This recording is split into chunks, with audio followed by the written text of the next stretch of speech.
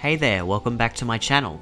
Today I'll be showing you how I made a diorama of Coldharbour from the Elder Scrolls series.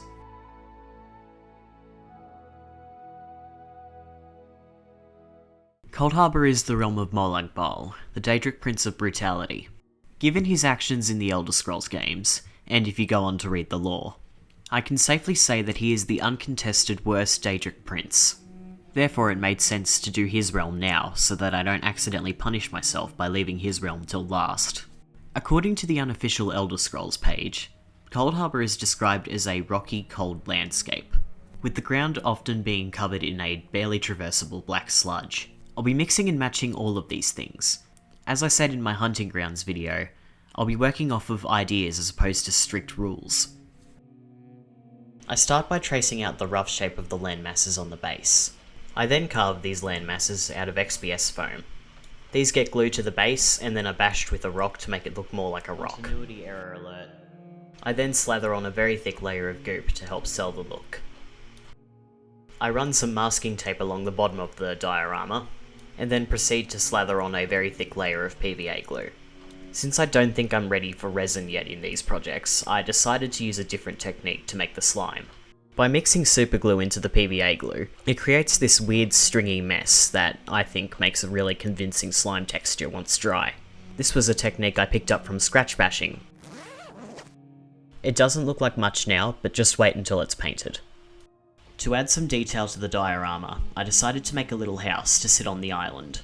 I don't know who would willingly live there, given Molag Bal's whole deal, but to each their own. I also made a very obnoxious amount of rocks out of clay,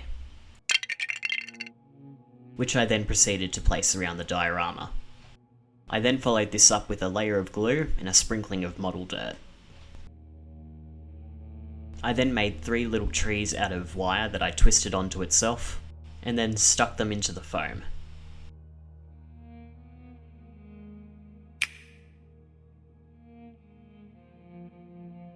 One zenithal prime later, and it's time for paint. All of the rocks get a very dark, almost black blue, whereas the slime and the trees get a black.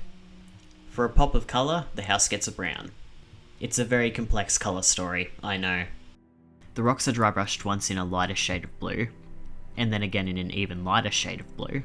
To help simulate the illusion of light, I dry brush the slime a white colour, and then the majority of the model is doused in a black wash. The rocks and the trees get another dry brush, and then the house receives some detail for the roof, before getting covered in a brown wash to help darken it a little bit. Time for the final little details. I have a million of these crappy brushes I've never used before, so I figured now would be a good time to sacrifice some. I cut the ends off of the brushes, rendering them useless. Then, taking some thinned out black acrylic paint, and some cheap craft moss, I mix the moss into the paint until it all turns black. To bring a bit more colour variation into the diorama, I dry brush the dirt a light grey colour,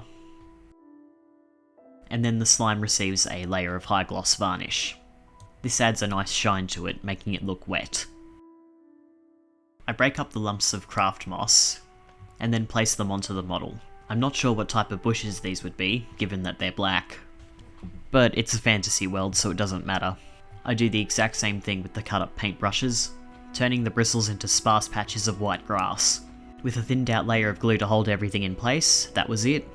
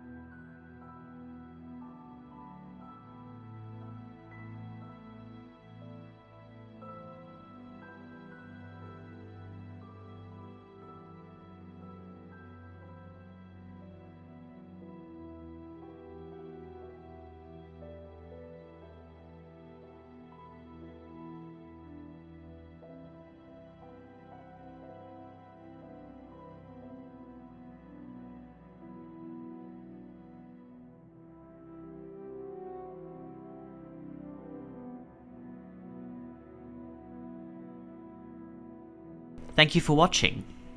Comparatively, this isn't as detailed as The Hunting Grounds was, but I still do think this diorama came out fairly well, even if time will prove that I am biased against some of these princes. I hope you enjoyed this video, and I'll see you all in the next one. Until then, have a good one.